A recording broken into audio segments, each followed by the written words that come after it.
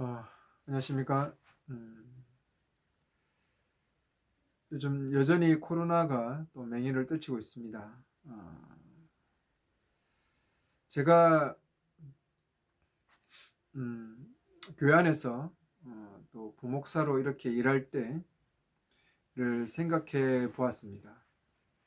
어, 청년 대학부를 맡기도 했고 또 중고등부를 맡기도 했고 초등부를 맡기도 했는데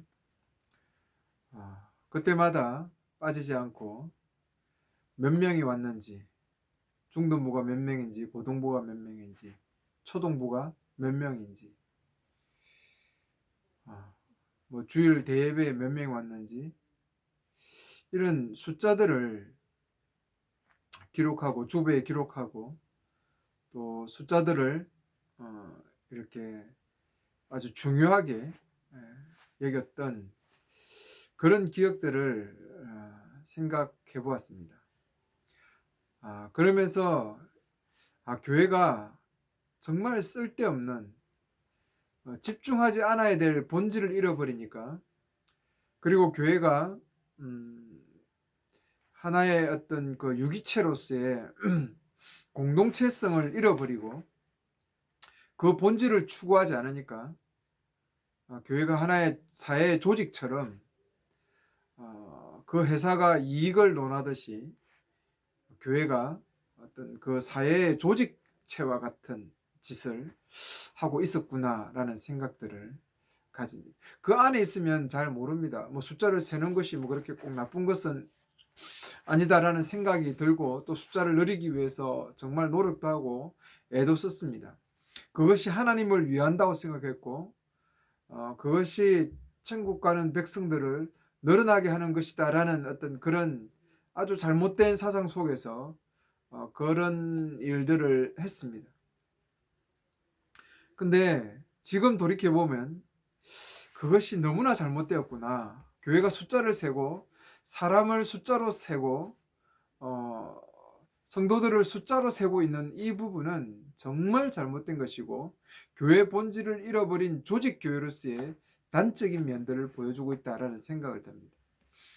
그리고 교회 주부에 11조를 낸 사람, 그리고 뭐 감사 헌금을 낸 사람의 그 감사 제목을 적는다거나 하는 모습들, 이런 부분들이 얼마나 교회가 종교성을 가지고 있는지, 하나의 조직체인지를 더 여실하게 보게 되고요.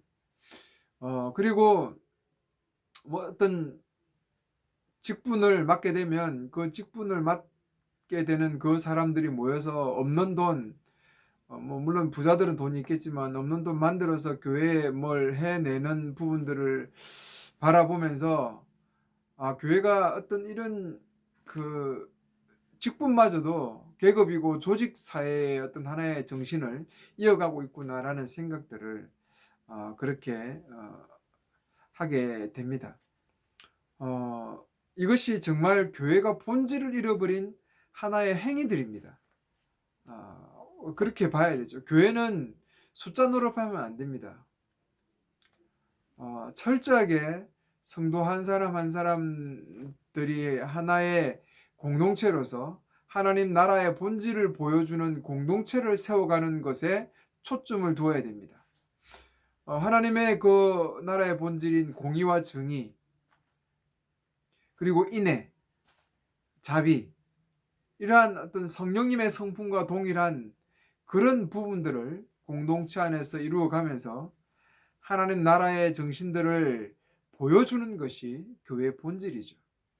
그래서 누가 몇 명이 왔는지가 중요한 게 아니라 얼마나 이 교회가 하나님 나라의 어떤 본질을 이루기 위해서 애를 쓰고 노력하며 한 사람 한 사람들을 아끼고 소중히 여기고 또한 그들과의 관계 속에서 하나님 나라의 정신을 보여주기 위해서 애쓰고 있는지가 너무나 중요한 것이다 라는 사실들을 다시 한번 생각해 봅니다. 그 예전 생각이 나면서 정말 교회가 진짜 본질을 모르구나, 본질을 잃어버렸구나, 그러니 하는 짓들이, 세상의 조직들이 하는 짓들을 교회가 그대로 답습하고 있구나라는 생각들을 하게 됐습니다. 여러분, 오늘도 정말 우리가 언약에 충실하고 그 언약의 길을 걸어갈 수 있는 그런 하나님의 백성들이 되었으면 좋겠다라는 생각들을 가져봅니다. 오늘은 이사야 17장인데요. 다메섹이죠. 다메섹과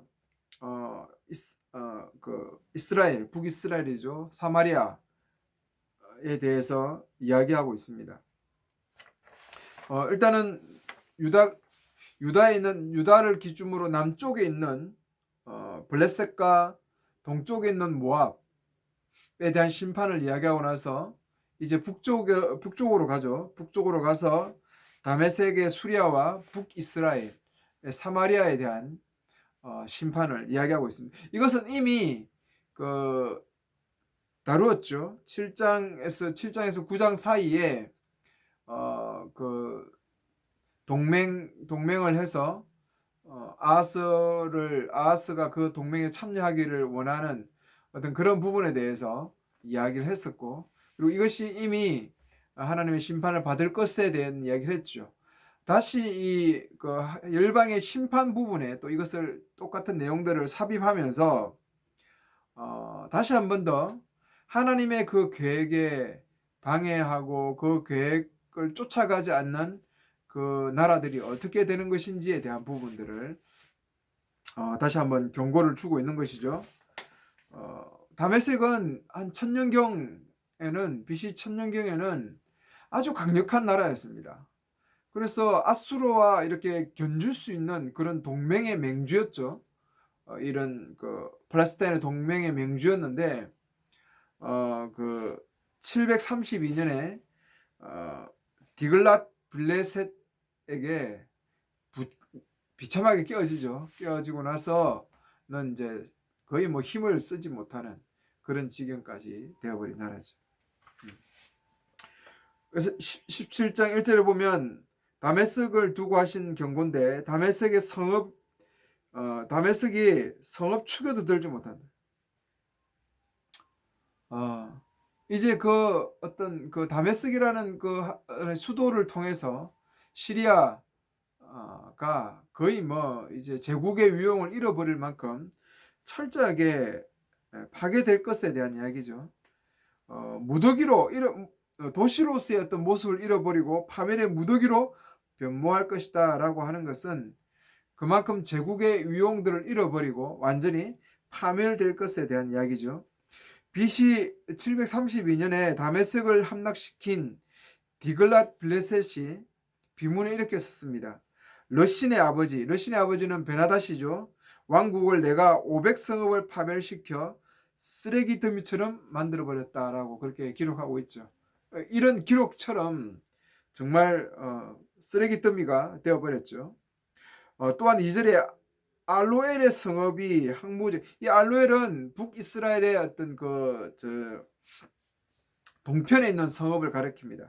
근데 이 알로엘이란 부분을 왜 쓰느냐면, 이 알로엘이라는 어떤 이 용어가 어원적인 의미에서 버림을 당하다는 이르에르, 벗은, 아르아르, 뭐 불쌍한, 아리리, 이러한 내용들과 어원적인 어떤 연관성을 갖고 있다는 거예요. 그래서 알로엘을 통해서 버림받는 거.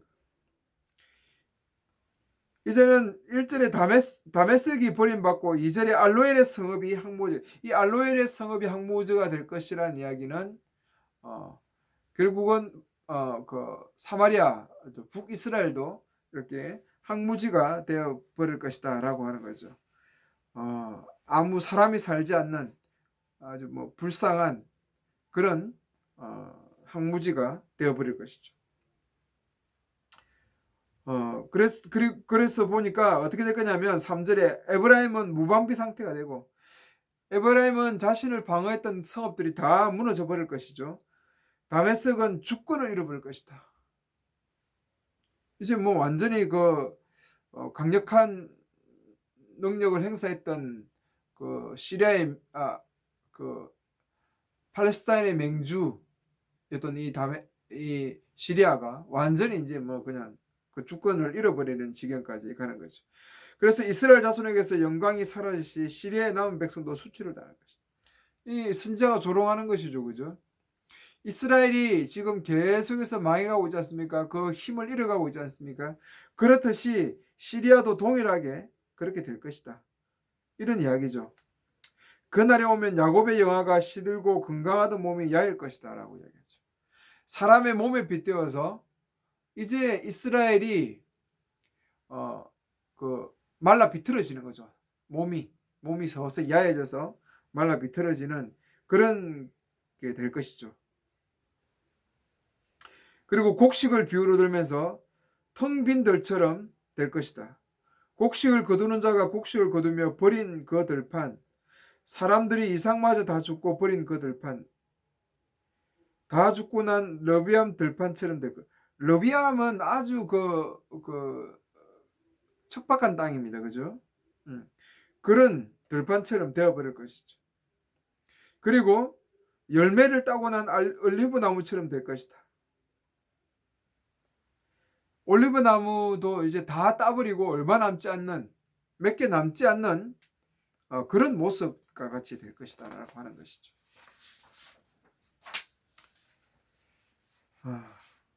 그래서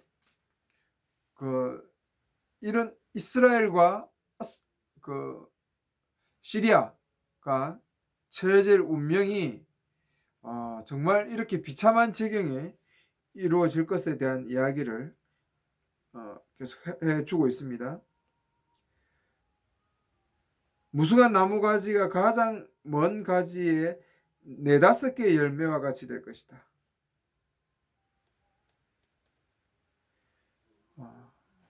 근데 얼마 남지 않았지만 그래도 남은 개수가 있죠. 이것은 어느 정도의 그 희망을 이야기하고 있습니다.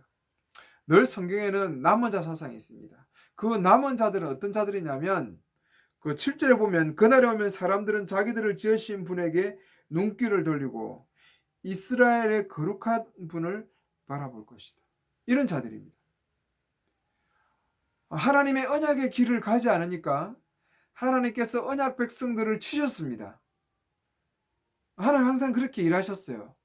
그리고 다 멸하신 것이 아니라 거기에는 하나님의 언약을 제대로 이해하고 다시 하나님의 언약의 관계 속에 서서 그 언약의 길을 가기로 작정한 소수들을 하나님께서는 새롭게 남겨두시고 그 소수들과 같이 하나님의 나라의 일들을 이루어오셨습니다. 여러분, 모든 사람과 같이 하나님은 일하는 게 아니에요. 지금 교회가 언약의 길을 잃어버렸어요. 지금 이 북이스라엘처럼 시리아처럼 하나님의 계획과는 상관없이 그 언약의 길을 잃어버렸을 때 하나님께서는 하나님의 백성임에도 불구하고 북이스라엘을 이렇게 파리한 존재로 만들어버립니다. 그러나 그 중에도 4-5개가 남아있죠. 여전히 그러나 그 중에도 하나님의 언약을 붙들고 살아간 사람이 있습니다. 북이스라엘의 엘리야가 자기만 남았다고 하소연했을 때 하나님은 남은 자 7천이 있다라고 이야기했어요. 무릎 꿇지 않고 우상 숭배하지 않는. 오늘도 하나님은 이런 교회와 남은 자인 이런 교회와 같이 하나님 나라를 이루어 가세요. 그럼 정말 우리가 남은 자인지 다시 이렇게 하나님을 바라보며 언약의 길을 걸어가기를 소망하는 그런 사람들인지를 꼭 한번 돌아보셔야 됩니다. 왜 그러냐면 하나님은 이 환난의 시기에 그래도 하나님의 언약을 붙들고 그 언약의 길을 걸어가는 그 교회들과 같이 하나님의 역사를 이루어가기 때문에 그렇습니다. 이 점을 분명하게 잊지 말아야 되겠죠. 그들은 거룩하신 하나님을 다시 생각하고 바라보고 언약의 하나님을 붙들고 그 언약의 하나님께서 소망하시는 그 길을 걸어가게 되는 것이죠. 자기들 손으로 만든 제단의 그들 보지 않고 자기들의 손가락으로 만든 아세라 상들과 태양의 신상을 생각하지도 않을 것이다. 이제는 그들이 그 시리아에서 들어왔던 그런 아세라 상들, 태양의 신상은 생각지도 않다. 그 나라 오면 그 근거한 성읍들이 폐허가 될 것이다. 마치 이스라엘 자손 앞에 도망친 히위 족속과 아모리 족속의 성읍들은 황폐해요. 다시 소망에 대한 이야기를 해가는 중에 9절에서는 또 그날이 오면 이스라엘 자손들이 예전에 자기들이 히위 족속과 아모리 족속을 쳐서 파했듯이, 그들이 쫓겨났듯이 이스라엘 나라가 이제 그런 지경이 될 것이죠. 왜 그러냐면 하나님의 너의 구원자를 잃어버렸고, 구원자를 잃어버렸죠. 어디서 출발했고 무엇을 향해서 갔는지에 대한 그 개념을 잃어버렸죠. 출애굽을 한 이유가 뭡니까? 가나안 땅에 들어가서 하나님의 나라, 신의 나라, 제사장의 나라를 만들기 위해서 하나님께서 이스라엘 백성을 이끌어내셨잖아요. 그 구원자를 잃어버린 것이죠. 뭐 해야 될지를 모르는 거예요. 가서 뭐 하고 있습니까 지금? 하나님 나라를 세우는 것이 아니라 이방 나라보다 더 못한 그런 모습의 나라가 되어버렸잖아요. 내가 피할 견고한 반석을 기억하지 않고 이방신을 섬기려고 이방 묘고로 신성한 동산을 해죠. 신성한 동산. 이것은 아도니스의 정원이라고 합니다. 아도니스의 정원. 이 신성한 정원들은 이 정원들을 만들어서 농작물을 촉진시키기 위한 주술들을 거는 그런 곳입니다. 그러니까 그런 곳을 만들어서 그렇게 주술을 걸고 해도 어떻게 되겠다는 거죠? 흉작이 되겠다. 내 슬픔이 클 것이다. 그렇게 그 벼들이 잘 자랄 수 있도록 주술을 걸고 그렇게 하던 그런 신성한 아도니스의 정원, 이런 부분들이 있을지라도 이제는 뭐 흉작이 되어버리죠. 가련하다 저 많은 민족의 소라는 요리소리가 마치 바다의 파도처럼 소리처럼 요란하고 많은 백성이 들려오는 물소리처럼 마치 거대한 물길이 오는 소리 같다. 누구를 이야기해? 아수르를 이야기하죠. 아수르가 지금 이 쳐들어오는 광경을 이야기해요. 그렇지만 그렇게 많이 들어와도 하나님께서 그들을 꾸짖으시면 그들은 다 티끌같이 없어질 것이다. 그리고 14절에 저녁 때에 두려움을 당하고 아침에 오기 전에 사라질 것이다. 이 저녁과 아침의 이 대조자 연세가, 저녁은 두려움이 당하고 침략을 당하고 고난을 당하는 것이라면 아침은 희망이고 새롭게 하는 것이죠. 이것은 우리를 녹탈한 자가 받을 몫이고 우리를 약탈한 자가 받을 마땅한 것이다. 하나님께서 이 아수르에게 결국은 심판을 하시죠. 그렇게 하실 겁니다. 그래서 이스라엘 백성들이 헛된 신을 섬기지 말고 하나님을 바라보면서 다시 언약 관계 속에 들어오라는 것이죠.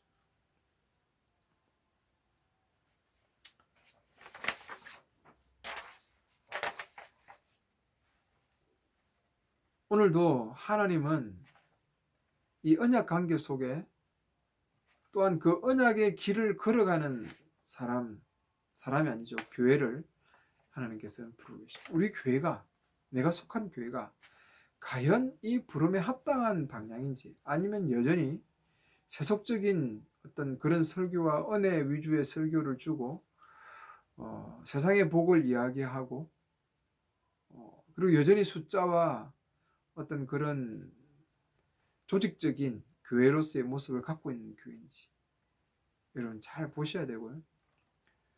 여전히 남은 자들을 통해서 하나님은 하나님 언약의 길을 걸어가게 하실 것이고 그들을 통해서 하나님 나라의 역사를 이루어 갈 것입니다. 하나님의 역사, 하나님의 계획은 쉬지 않습니다. 누구도 막을 수 없어요. 그러나 중요한 것은 우리 교회가, 그 속에 있는 우리가 하나님의 언약에 동참하고 그 언약의 길을 걸어가서 여전히 하나님의 계획을 이루어가고 있는 그런 교회인지를 생각해야 됩니다. 다시 한번 언약 관계를 확인하시고요. 그 언약의 길을 오늘 우리 교회와 그 교회 속에 속한 내가 걸어가고 있는지를 기억하는 그런 시간이 되었으면 좋겠습니다. 감사합니다.